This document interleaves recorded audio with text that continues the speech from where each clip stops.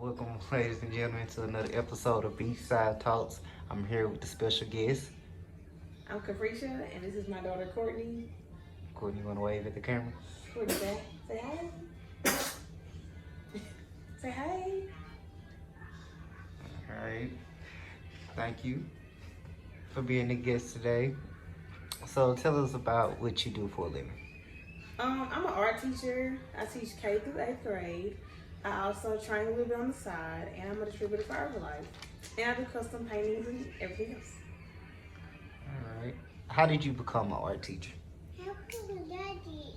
He gonna come home. Honestly, through Caleb. Caleb had me. It was his job at first, and he was transitioning somewhere else. And yeah, he connected me with a job, and I've been there for, this is my second year now. Okay. What's been the best and worst parts about it? The best part, honest to God, is the kids. I absolutely love the kids. The worst part, it's a lot of it. I can't even go into detail about what's the worst part, because it's a lot of it.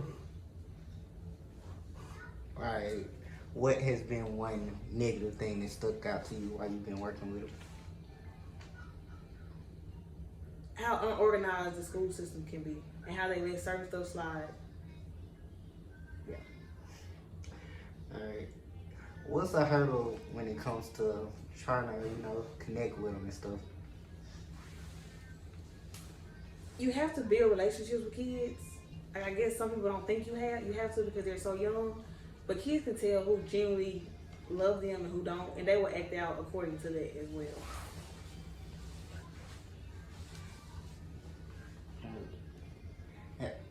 Does a situation stick out in your mind when it comes to a kid acting out because you feel like they feel like nobody's really there for them? Explain it. Like, when I was working at the school, it was this kid. He tried to fight everybody one day because he felt like the teacher was picking on him while the teacher was trying to help him do work. Like, is there a situation there that sticks out to you like that? Several. I work in a, how do I put it, low poverty area, I guess. So the kids are coming in with a lot of stories and stuff going on at home. Some of them, barely eat. Some of them wear the same clothes for weeks at a time. So them kids going through a whole lot, honestly. And you have to take it into consideration, especially dealing with them. So yeah. It's always a reason to why, or most of the time it's a reason as to why they're acting out. So you feel like you close with the kids, right? Yeah, a lot of kids do. Okay. You back on? Yeah. Well, actually, I said, from when you started, I asked that next. From when you started until now, what's the hardest part about connecting with the kids? when I first started, I don't know. I feel like I connected right off the bat. Honestly, like I feel like we automatically connected. It wasn't no. I don't really know. Like them kids love me and I love them. I don't really understand. This year the difference is we added an extra. Well, I work at a charter school. I work at Friendship Inspire Academy. They're really this year we added a grade, so my schedule is a whole lot busier than it was last year. So I guess that's a little more challenging, but that's probably about it. Speaking of working with kids, your daughter picked one. So, what was the process of buying a home in this market? What was that like? Honestly, it was not as hard as I thought it was going to be. It was really, really quick, honestly. My lender name is Bahani. I recommend him to anybody. My realtor name is Sabrina. I recommend her as well. She look good? She's married. So Does she look good as a yeah, she's really, really beautiful. She is. She's a really beautiful, and she has a really beautiful spirit as well. So they kind of aligns together. Well, they made that process really, really easy. Like I swear to God. So it was not hard. I thought it was. And honestly, when I first started, I was like, I'm not even going to try now because I don't have any money saved up. I have a little debt, so I was like, I'm trying to wait to save money and pay the debt off. And we're trying to, also trying to have a wedding. So, I was trying to figure all that out without having to cancel my wedding. And they ended up where we didn't have to come out anything. So, yeah, it was pretty amazing. All right. You mentioned you're about to get married and stuff. Congratulations to that. Thank you. So, what's the wedding preparation like on top of getting ready to move into your new home? Oh, it's stressful. I'm not even gonna fake it. Coming out of a lot of money, I tell you that. Yeah, it's a lot. But honest to God, I wanted a house, and my fiance Kourtney Cadillac, he wanted both. And so I said we could cancel the wedding and just buy the house. And he said, why can't we have both? And so he made it to where we're able to have both. And I'm forever grateful for that man. But yeah, he's making it an easy process. But another good thing was when I first got engaged, I knew I was getting married. I knew I was having a wedding, so I had money ready for it. I already paid the venue in full, so now really and truly everything was done and paid for. So yeah. Does the recent news about people divorcing after years kind of scare you? I ain't even seen nothing about that. Alright. I'm gonna keep it rolling. Alright. You talked about how Cadillac made things, work for y'all. He had a goal and you appreciate him leading. Was it hard coming from your previous situations to allowing somebody like him to lead in your life? We still struggle with stuff from my past, and yeah. And then especially like, you know how people be like, let me see, how do I say it? Some people raised off of love and survival. Like I was raised off of survival. He was raised off of love. So we came in with two different, I guess, looks on things. So that was a lie. But we are kind of a perfect match, honestly. I don't know how it worked, but it worked. So, and he's really good at, I guess, knowing my triggers and stuff. And I've grown to be able to be like, I'm going through a depressed stage right now, and he knows like, I need a break. Him and the baby go somewhere. So it's good that we're able to communicate openly, I guess. What's one of the biggest lessons you've learned from him? Not to yell. I like to yell and fight. He don't like to do that. Like he don't do that at all. So peaceful. Yeah, I've learned that.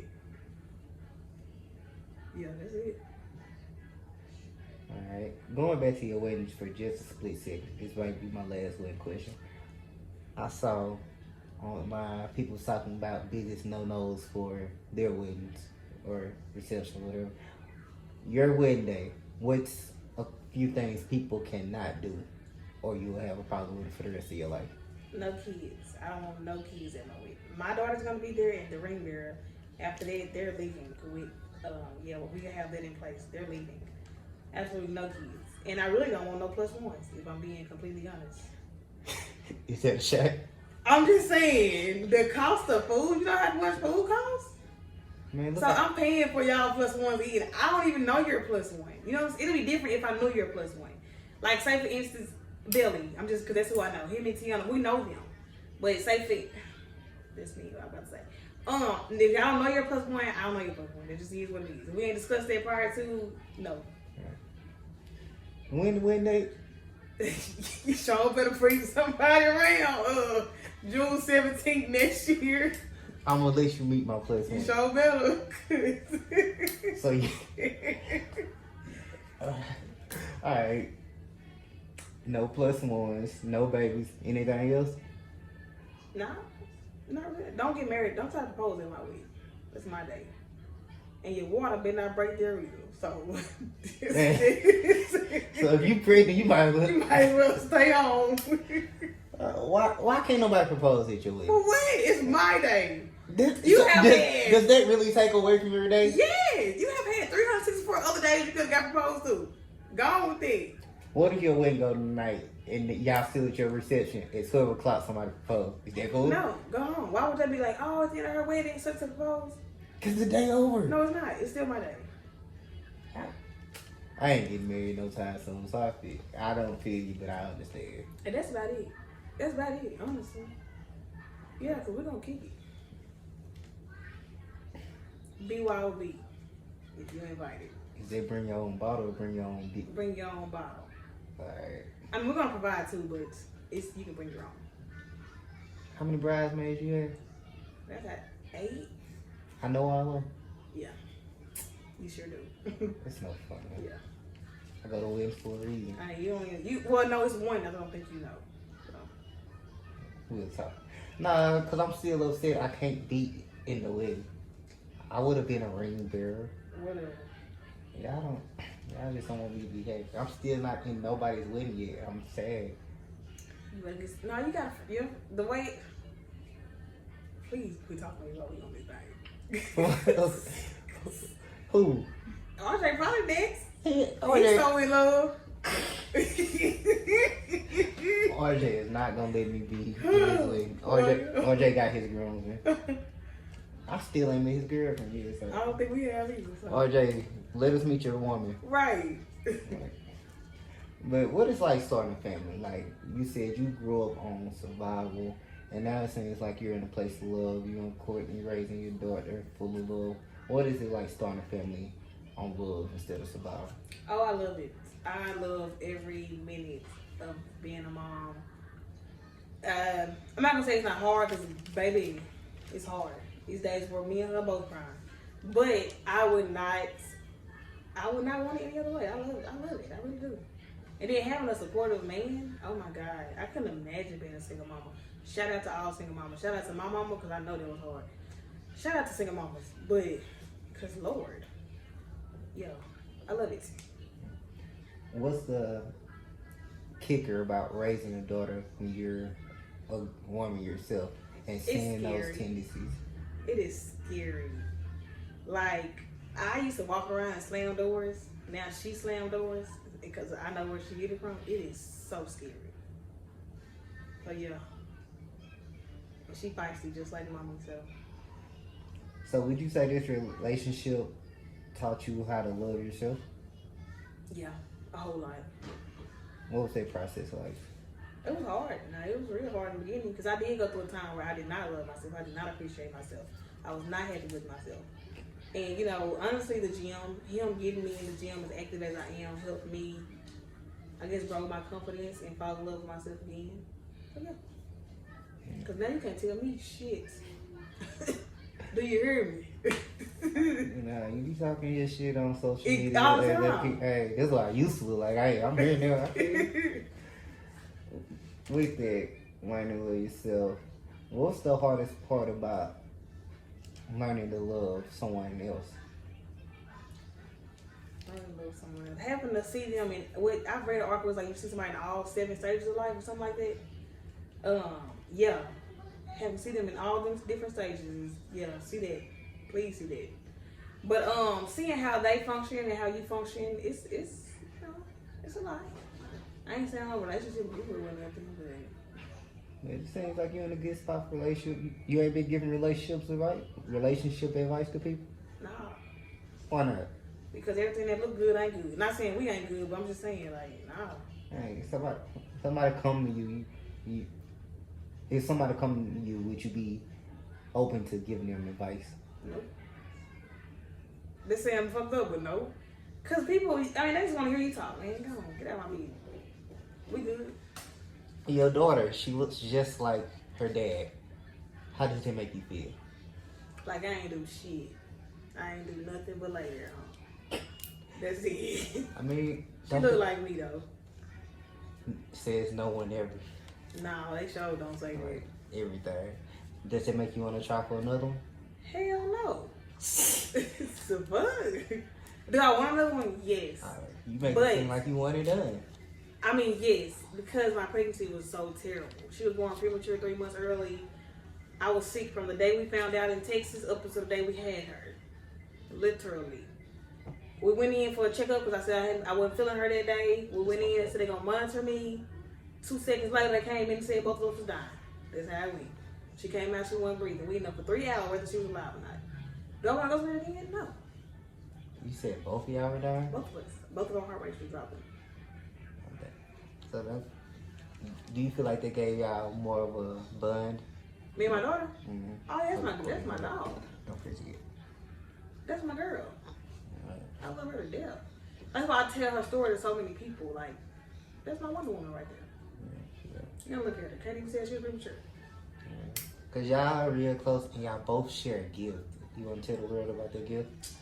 We're both, I guess, spiritually connected. We see and hear spirits, I guess.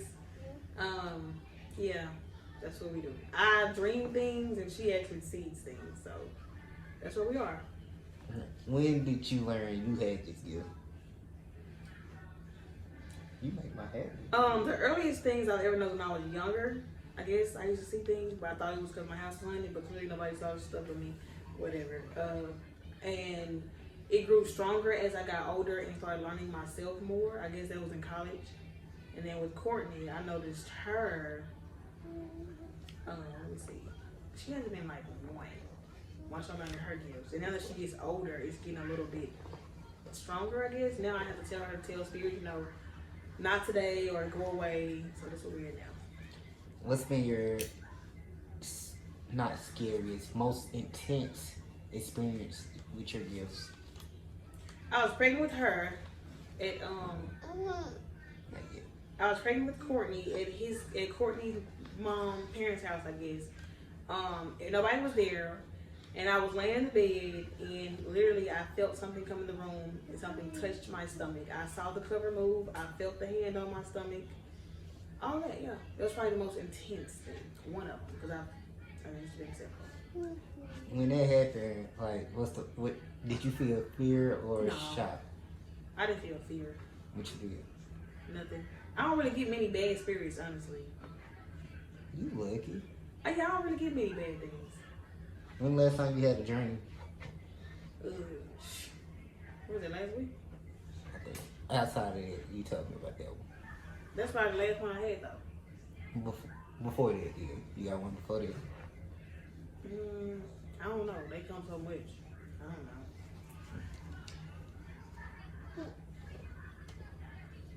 You said earlier that you were an artist.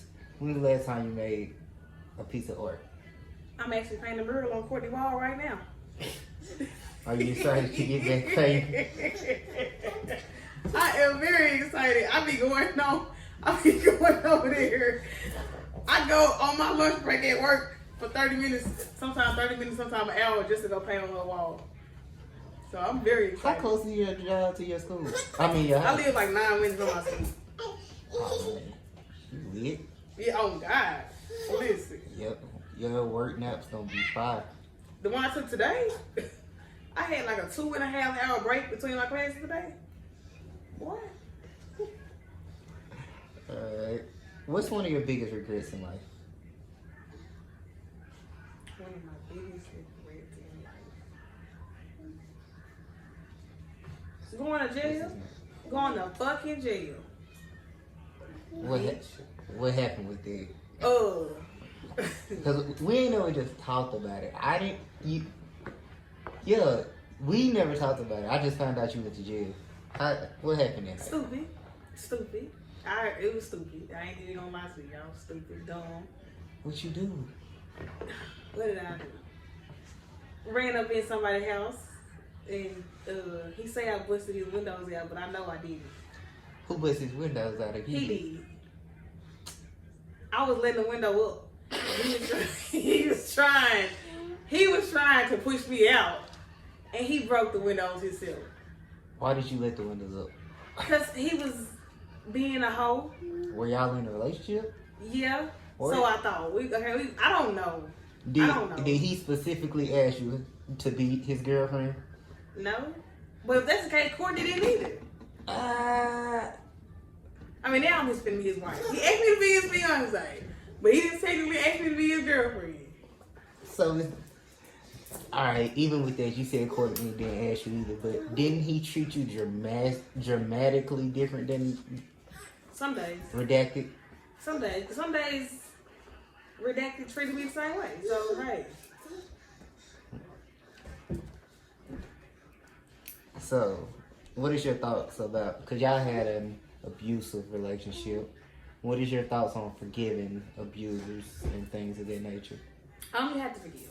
I'm not going to sit here and act like we just cool, because I mean, whatever. But do I hate him or anything like that? I don't. I mean, we good. But because if you hold on to that, I mean, you ain't heard about it with yourself with that joint.